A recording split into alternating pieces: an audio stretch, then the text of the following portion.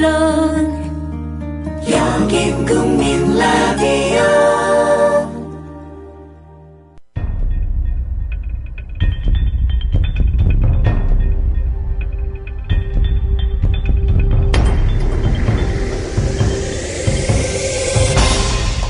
대한민국 이슈의 중심 국민 라디오 라디오 뉴스 K.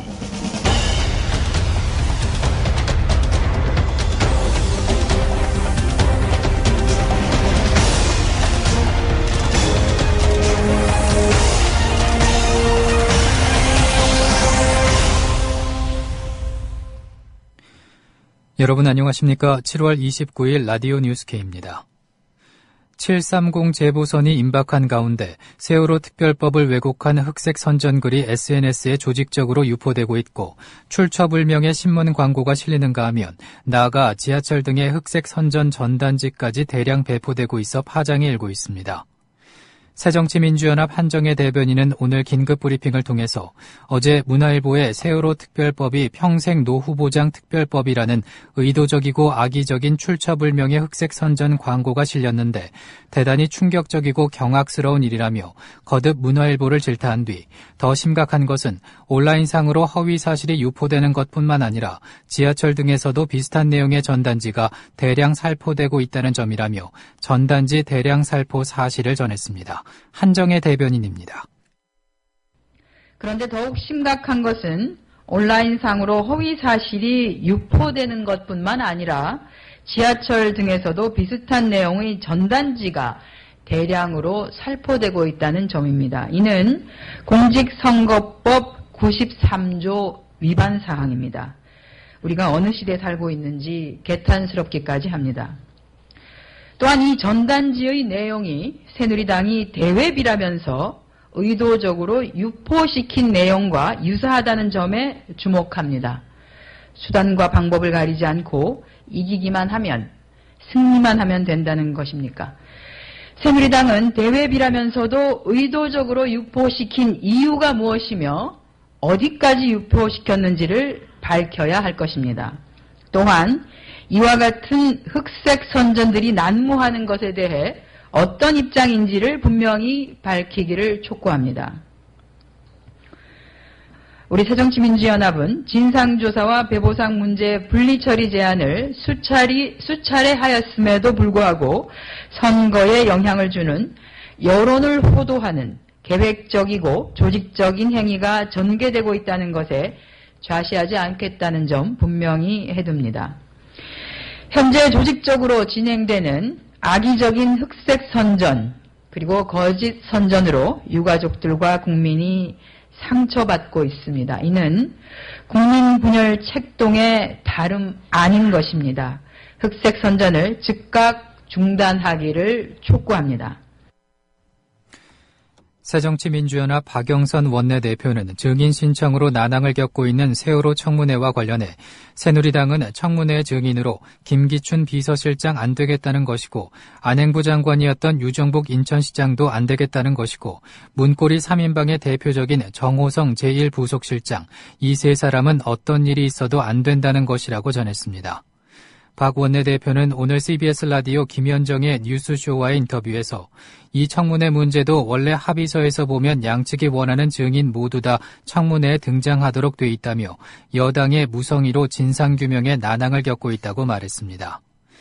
이런 가운데 새정치민주연합은 세월호 참사를 둘러싼 연쇄 미스테리를 풀기 위한 해답은 세월호 특별법에 의한 진상규명뿐이라면서 거듭 특별법 제정을 촉구했습니다.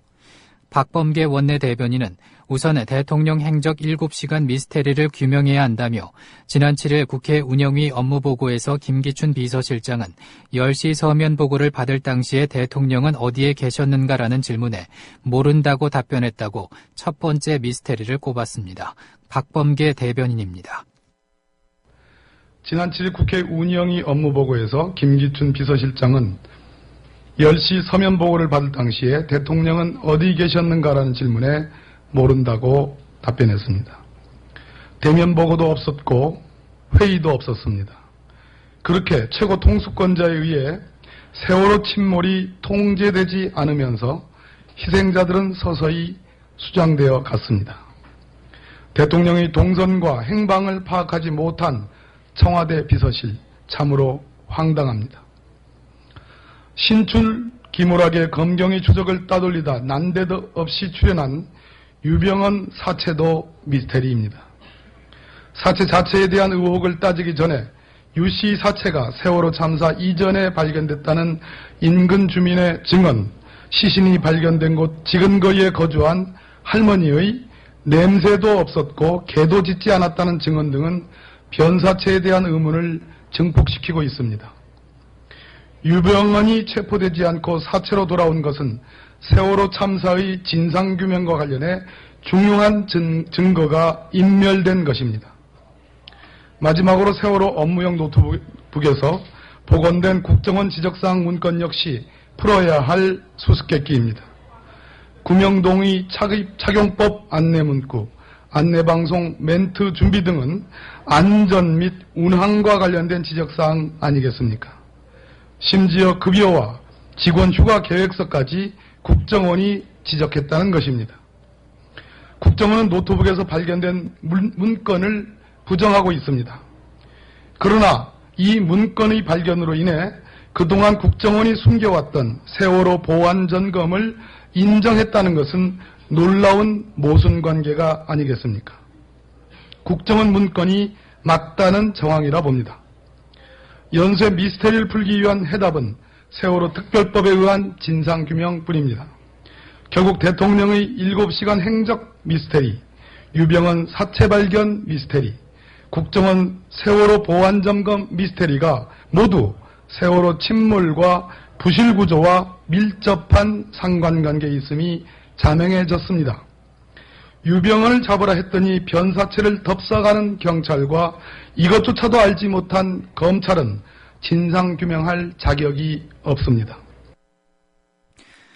친박 핵심인 홍문종 새누리당 의원도 세월호 참사를 일종의 해상교통사고라고 볼 수 있는 것 아니겠나라며 주호영 정책위의장과 마찬가지로 교통사고로 일축하며 박근혜 정부의 책임이 없다고 강조했습니다. 홍 의원은 오늘 평화방송 열린세상 오늘 서종빈입니다와의 인터뷰에서 이렇게 말했습니다. 기본적인 입장도 이제 교통사고다. 이런 입장에 동의하신다는 말씀인가요? 이제 유족들이 들으면 굉장히 속상하신 얘기라고 생각합니다. 그냥 이게 교통사고에 불과하다 이렇게 말씀드리고 싶지는 않습니다만은, 그러나 우리가 이게 이제 일종의 이제 해상 교통사고라고 볼 수가 있는 거 아니겠습니까? 그런 관점에서 우리가 이 문제를 좀 생각을 해보는 것이 옳지 않을까. 거기서부터 이 문제를 좀 바라보아야 되는 것이 아닌가 그런 생각을 합니다. 해상 교통사고로 좀 출발해야 된다, 이제 그런 말씀이군요. 네. 그리고 천안함 사태 때보다 과잉 배상해서는 안 된다, 또 그런 말씀이고요. 하여간 유족들한테는 죄송해요. 그러나 우리가 이제 국가 전체를 운영해야 되는 그런 측면에서 살펴보면 어디까지 어떻게 해야 될까에 대해서는 좀 더 신중할 필요가 있고요. 지금 여당에서 지금 우리 정책의장께서 그렇게 말씀하신 걸로 알고 있는데. 네, 알겠습니다. 무엇보다 세월호 특별법 제정에 지금 새누리당이 시간이 갈수록 이제 소극적인 태도를 좀 보이고 있다, 이런 비판이 지금 쇄도하고 있고요. 또 시민단체를 비롯해서 종교계, 그리고 지금 학계, 문화계까지 나서서 대화를 좀 촉구하고 있는 그런 상황 알고 계시죠? 네네네. 새누리당이 좀 더 이렇게 전향적인 자세를 좀 가져야 하지 않을까요? 글쎄요, 전향적인 자세를 갖는 것 자체를 제가 반대하지는 않습니다. 그러나 지금 야당이 주장하는 특검은 그야말로 따라 우리의 사법형사 체계의 근간 법치주의를 흔들고 있는 것이 아닌가, 이런 걱정들이 있어요. 우리가 이게 정치적 중립을 훼손할 수 있는 그런 특별법을 만들어서는 안 되는 것이 아닌가 그런 생각을 하고요. 전국의 법학자 230명은 새누리당은 민간조사위원에게 수사권을 부여하면 형사사법체계의 근간을 훼손한다고 주장하고 있지만 법적으로 전혀 근거가 없다고 반박했습니다. 학자들은 어제 세월호 유족들이 단식 농성 중인 국회 본청 앞에서 기자회견을 통해 수사권과 기소권은 경찰, 검찰이라는 국가조직의 전유물이 아니라면서 이같이 말했습니다. 법학자들이 단체로 성명을 발표하는 건 역사상 두 번째며 230명이 선언에 참여한 것은 최대 규모입니다. 법학자들은 2004년 고 노무현 전 대통령 탄핵 때 집단 성명을 발표한 적이 있으나 그때 참여 인원은 100여 명 선이었습니다. 성명문 일부입니다.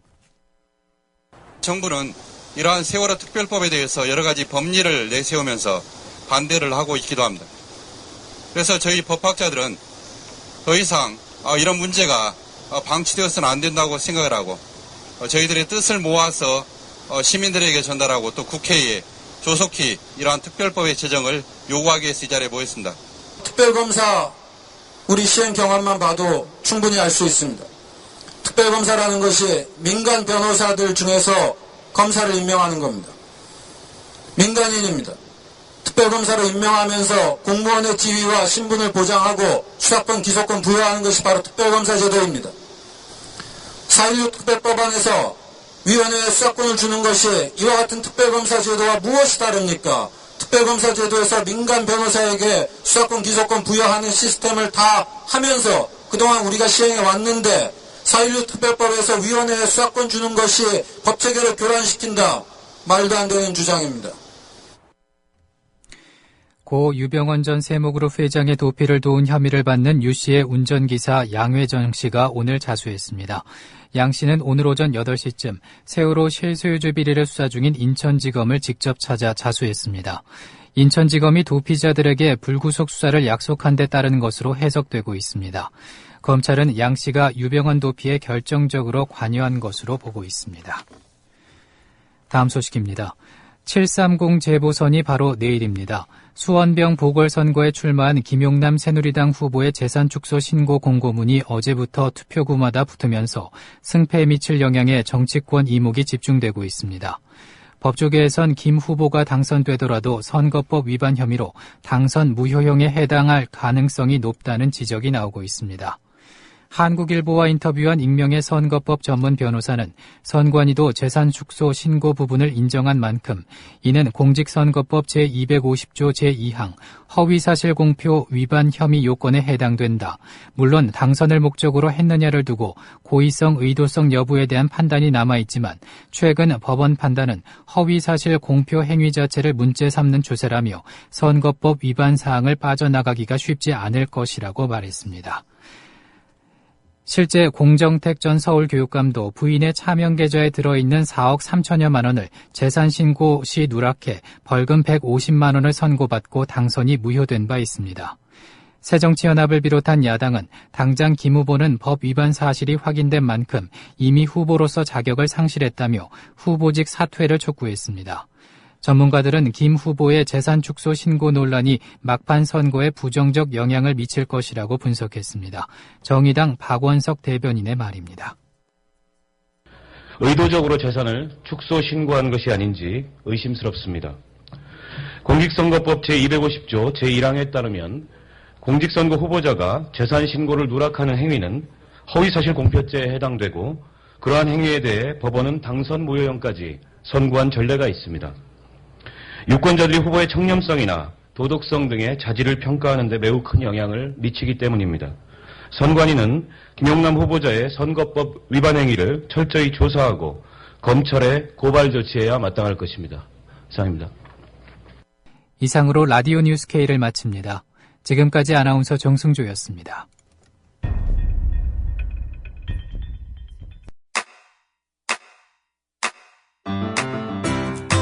국민 라디오 지지하는 4가지 방법 아시나요? 다운로드하기, 별점 주기, 댓글 달기, 구독하기. 국민 라디오를 보다 많은 이들에게 전할 수 있는 가장 손쉬운 방법. 다운로드하기, 별점 주기, 댓글 달기, 구독하기. 잊지 마세요. 다운로드하기, 별점 주기, 댓글 달기, 구독하기. 국민 라디오